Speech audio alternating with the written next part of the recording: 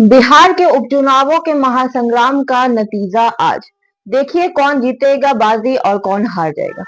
नमस्कार, मैं हूं आपके साथ अनन्या सहाय और इस वक्त आप देख रहे हैं आर्यवेद टाइम्स। बिहार की 4 विधानसभा सीटों को लेकर हुए उपचुनाव के नतीजे आज आने वाले हैं।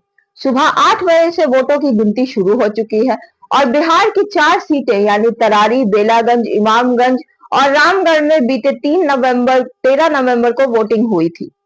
चारों सीटों पर कुल 52% लगभग मतदान हुए थे। चारों सीटों पर महागठबंधन और एनडीए के बीच कांटे की टक्कर हुई थी। उपचुनाव को आने वाले विधानसभा चुनाव का सेमीफाइनल भी माना जा रहा है।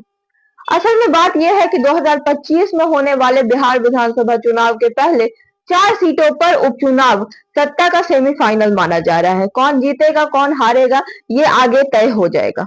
दोनों ही गठबंधन के लिए यह उपचुनाव बिल्कुल प्रतिष्ठा की बात हो गई है। खास करके तेजस्वी यादव के लिए यह उपचुनाव बड़ी अग्नि परीक्षा साबित होने वाली है, क्योंकि उन्होंने उपचुनाव में बहुत ज्यादा खून पसीना बहाया भी है। साथ ही साथ उनके पिता लालू यादव को भी उपचुनाव के प्रचार के लिए बेलागंज खुद जाना पड़ा था। बेलागंज सीट पर पिछले 35 सालों से आरजेडी का कब्जा रहा है।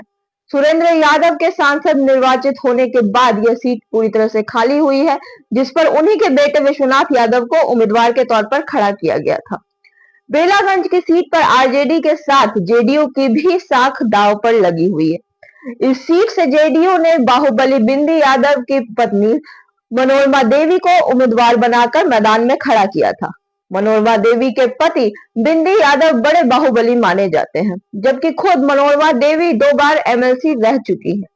गया की 10 विधानसभा सीटों पर 5 पर आरजेडी और 5 पर बीजेपी का कब्जा रहा है। इस उपचुनाव में पहली बार जेडीयू को 1 सीट मिली है। अगर इस सीट से जेडीयू के उम्मीदवार की जीत हो गई तो गया की राजनीति में जेडीयू की एंट्री बड़ी हो जाएगी। इस सीट पर मुख्यमंत्री नीतीश कुमार की प्रतिष्ठा पूरी तरह से दांव पर भी लगी हुई है। वहीं दूसरी ओर देखें तो बीजेपी के प्रदेश अध्यक्ष दिलीप जायसवाल के लिए भी यह उपचुनाव काफी महत्वपूर्ण रखता है। प्रदेश अध्यक्ष बनने के बाद यह उनका पहला उपचुनाव है। ऐसे में उनकी भी परीक्षा यही है कि यह चुनाव में उनकी कितनी जीत होती है। पिछले विधानसभा चुनाव में गया के बाराचट्टी, इमामगंज और टेकारी में हम के उम्मीदवार की जीत हुई थी, जबकि गया नगर और वजीरगंज की सीट पर बीजेपी के खाते में घुस गई थी। ऐसे में दिलीप जायसवाल के लिए भी यह किसी अग्नि परीक्षा से तो कम है नहीं। सत्ता के इस सेमीफाइनल में 4 विधानसभा की जनता अपना आशीर्वाद किसे देती है यह देखना तो काफी दिलचस्प होगा। लेकिन बड़ी बात यह है कि कौन हारेगा कौन जीतेगा इसका नतीजा तो आज आ जाएगा। लेकिन बिहार विधानसभा के एक ट्रेलर के तौर पर जब इस उपचुनाव को देखा जा रहा है तो हर नेता हर पार्टी अपनी ओर से पूरी जान डाल चुकी है इसमें। अब देखना यह दिलचस्प होगा कि कौन किसको रेस में पीछे छोड़ता है।